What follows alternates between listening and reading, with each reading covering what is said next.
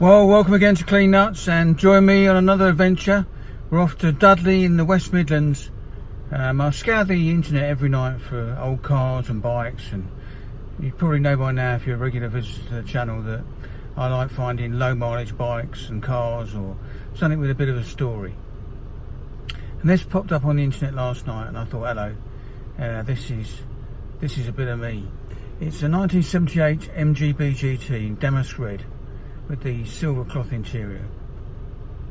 So made in 1978, the last owner, the current owner, bought it in 1988 and drove it. The lady drove it for 14 years, from 1988 to 2002. Then she got a company car and put it in a garage, where it languished for 17 years. So it's been dry stored for 17 years. So they dragged it out, they posted a few photographs. It looks solid. Where I'm at really in my head is I'm going to make the investment in getting over there and trying to buy it. But if when I get there it's a dog and it's all rotten, I'm not going to buy it. So let's see how we get on. Here it is in all its glory, covered in dust. Dry as a bone, nice and solid. A great project. Well, I'm back. It's taken me 6 hours. 6 hours. It's only like an hour and a half each way, but I did do a bit of a diversion. I bought some mini lights for the special, which I'll show you. So I get there, and it's the most charming couple you've ever met. Both in their 70s. They've had the car for donkey's years. They showed me the garage where they've had it stored. They've just taken it out, so they bought themselves a new Z3 BMW, which they're very rightly proud of. And I had a good look at all the usual culprits: the sills, the rear quarters, the spring hangers, on the top of the triangulated parts on the inner wings, around the headlights. It's all solid. The paintwork's very dry, and the seams at the top of the sill, the top of the wings, and the top of the rear wings are sound, but a little bit blebby. I'll show you in a minute. But I was thrilled when I saw it. Now it hasn't run for 17 years, so it turns over by hand with a spanner. You can't really feel much compression, but I think that's probably because the bores are dry. So look, let's have a little look around it, and I'll show you what it is. Well, there she is. So a little walk around. Rubber bumper car, clearly. H4 headlights. Rust blebs here. That's only surface rust. Rockstar wheels. There's no filler in the arches. It's all original. The sills are good. Did a bit of rusting on the doors. Quarter panel's good. That's a notorious area. Rear arches. A little bit of filler in there. Maybe it had some work earlier on.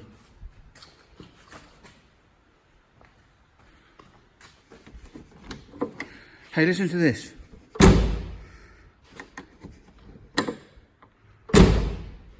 Shuts really well.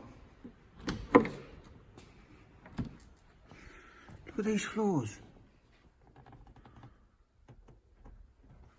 Look at the dust. I think it was a bit of a carpenter.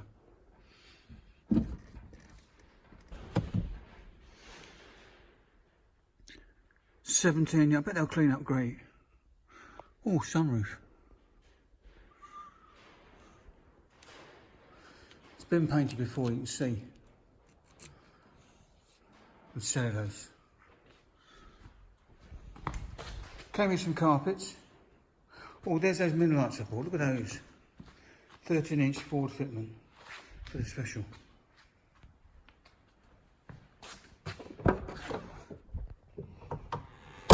Workshop manual.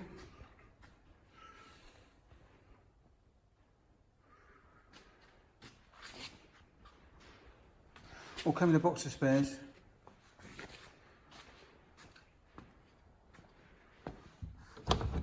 Hey, look at this steering wheel.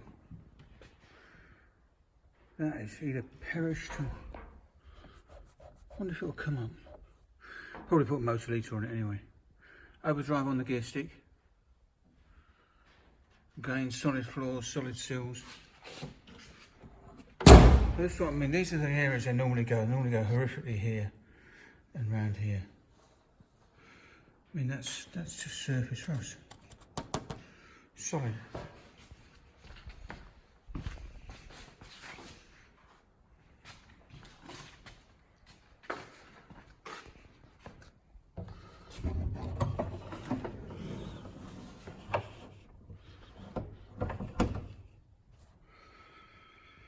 Look at this.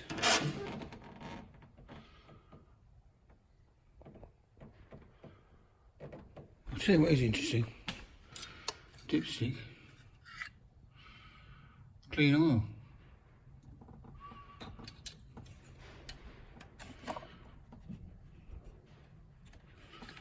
Bit of a problem going on here. Oh, he's bolted that off. He's capped off the heater valve. Where's the other end? Oh, I see. So he's had a problem with the heater valve, he's capped it off. Plug that with a spark plug, nice.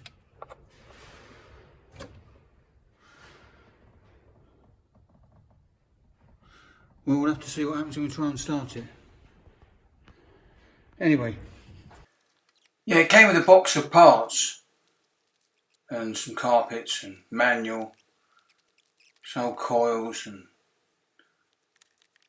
Oh, they were good. They were clutch alignment tools that guy had made himself.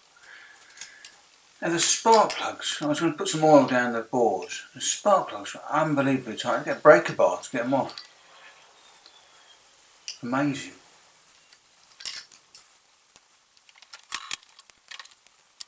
I was putting a mixture of oil and WD-40.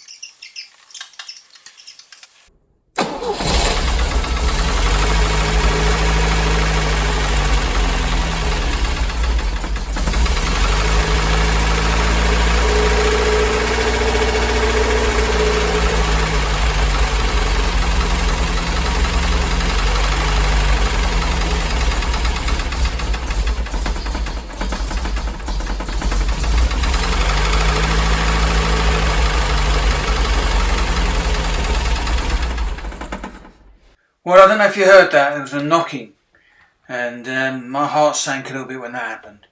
It sounded like a timing chain and I felt I could feel a bit of slack in the timing chain when I put a spanner on the crank, the nut on the end of the crank. So on with a new timing chain. And the big problem with getting the timing chain on is getting the crankshaft end bolt undone. Now, as you can see it here on the end of the crank, it's got these tabs that are locking tabs that someone's had a go at it, haven't they, with a screwdriver or chisel. Knock those tabs down. And use the engine starter motor to undo the bolt.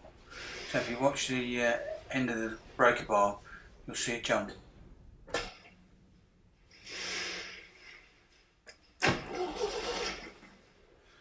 Obviously, disconnect the coil so you don't want it to start.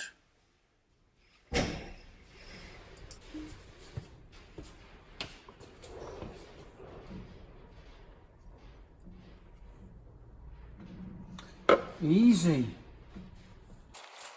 Well, I spent a good while putting a new timing chain, but that didn't work, so plan B.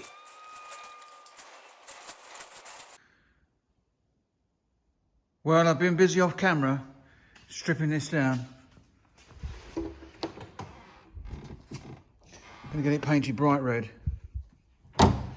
Converting it from rubber bumper to early rear lights, chrome grille, Sebring front spoiler, Sebring rear spoiler.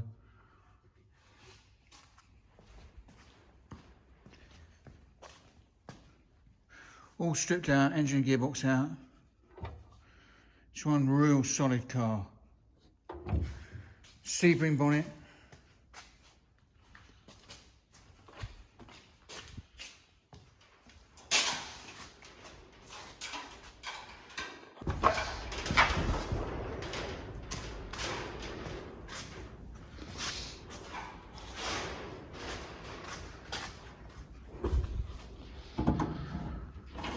New indicators, new infill panels which you fit here.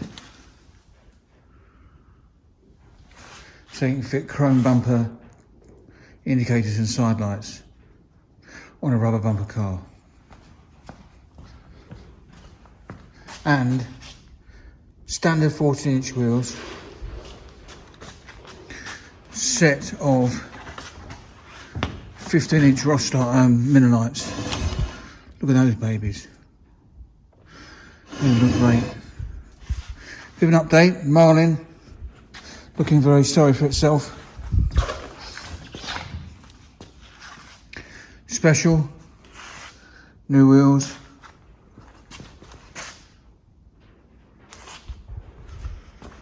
Engine and gearbox that's going in the red car. Well, I say engine and gearbox, it says just the engine.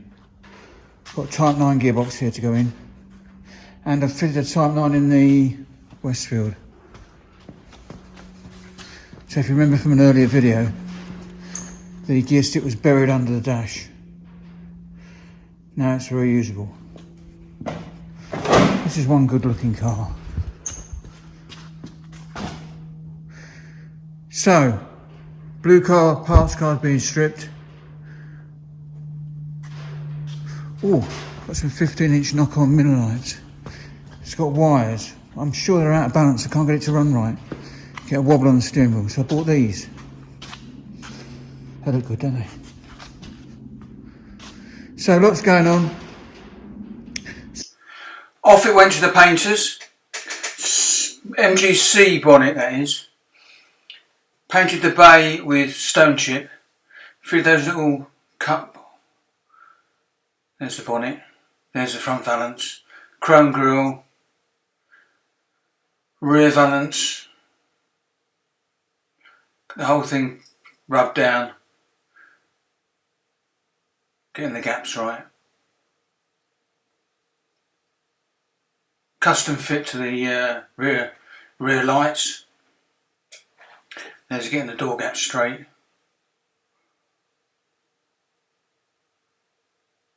All those beds have gone around the sunroof. Wait for it. Pink primer. Bit of a shock. What he's done is he's tinted the primer. Love that MGC bonnet. So we bought tartan red, which is a 1967 colour. Look at that. Oh yes. It's the colour. Has the highest value.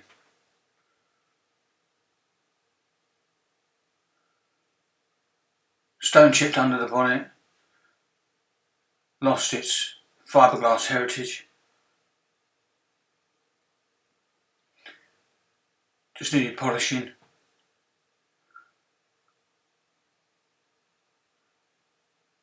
It's all in the detail. So it's a homespun paint job. The custom white parts on the front there, reminiscent of the Sebring cars of the 70s. Degreased, polish. So brought it back to my workshop. Here it is in all its glory. Beautiful tartan red, solid car, Sebring rear valance, debadged, custom fit for the early rear lights, which I like so much. So we've got ourselves a build. Stay tuned and watch me build it into a road car. It's whether we go 4-banger or V8. What do you think?